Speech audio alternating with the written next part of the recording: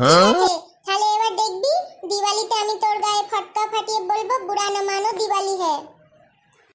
আরে তুই রাগ করছিস কেন? অত রাগ করতে নেই হোলিতে, বুঝতে পারলি?